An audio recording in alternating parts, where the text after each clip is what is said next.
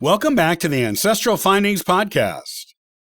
Main Street USA is the opening act at all Disney parks, being the part of the park guests walk through before going through the castle to the primary part of the parks that includes the rides and shows.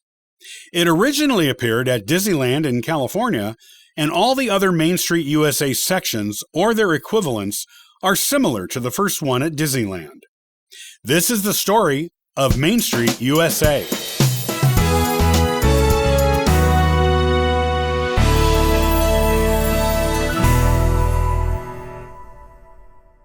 Main Street USA is the first themed land that visitors to Disneyland encounter when they enter the park. It is located just inside the main entrance of the park. All of the Disney parks around the world have a Main Street USA or a variation on it. As an example, its equivalent at Tokyo Disneyland is called World Bazaar and is called Mickey Avenue at Shanghai Disneyland. Each Main Street USA includes a train station at the park's Disney Railroad, located above the entrance to the park. The part of Main Street USA closest to the entrance is called Town Square. The various castles at the various Disney parks around the world that lead into the primary part of the parks that include the rides are all located in the Main Street sections and lead visitors into the magical ride-oriented areas of the parks. The various Main Street locations have stores, some real, some just decorative storefronts. There are gift shops and snack shops and the like, with names painted in the windows. These names belong to the actual people who contributed in one or more ways to the creation of Disneyland. Most of the names are located on fictional businesses, but some of them are located in actual stores. The names are usually put on stores, real or not, that has something to do with the personal interest of the person whose name appears there. As an example, Oob Iwerk's name is on a camera store because Oob was skilled with a camera and enjoyed working with them.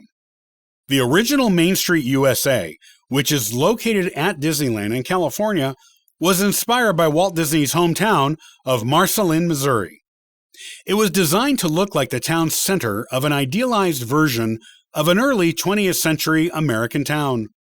Walt Disney once said of Main Street USA, "For those of us who remember the carefree time it recreates, Main Street will bring back happy memories.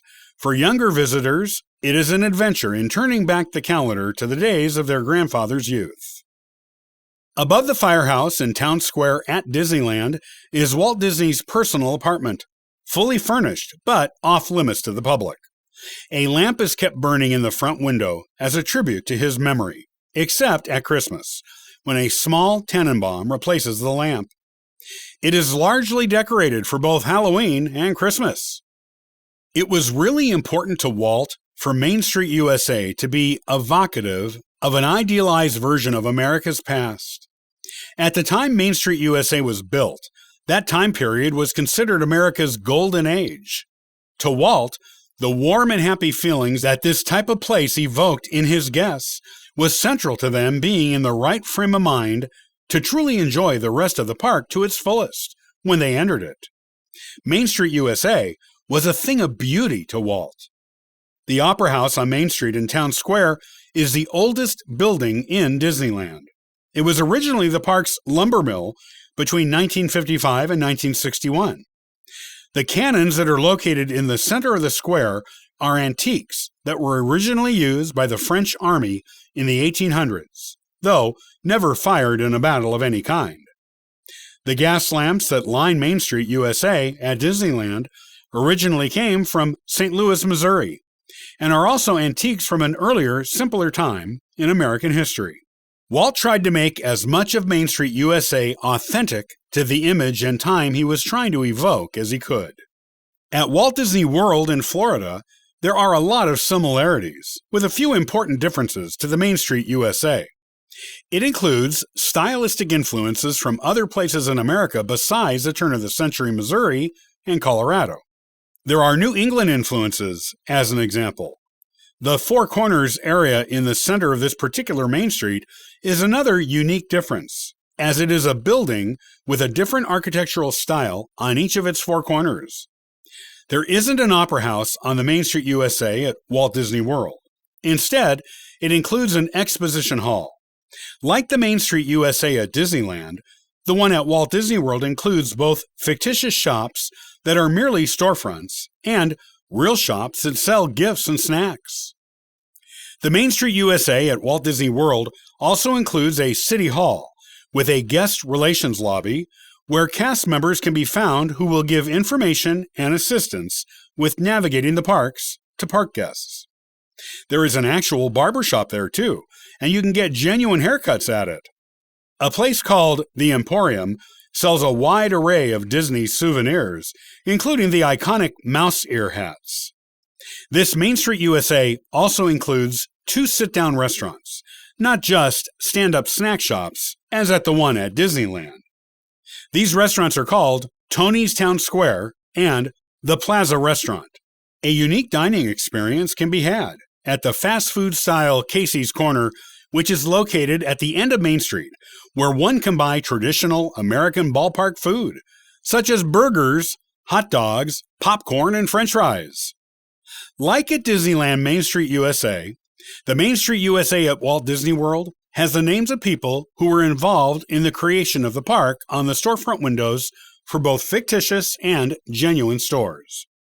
There are also statues at this Main Street USA, like the Partners statue, made of bronze, which depicts Walt Disney and Mickey Mouse together, that is located in front of Cinderella's castle. There is also a statue of Roy O. Disney sitting with Minnie Mouse, located near the park's entrance at Main Street USA at Walt Disney World.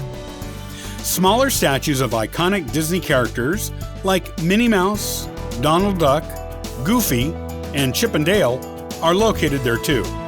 Main Street USA is charming.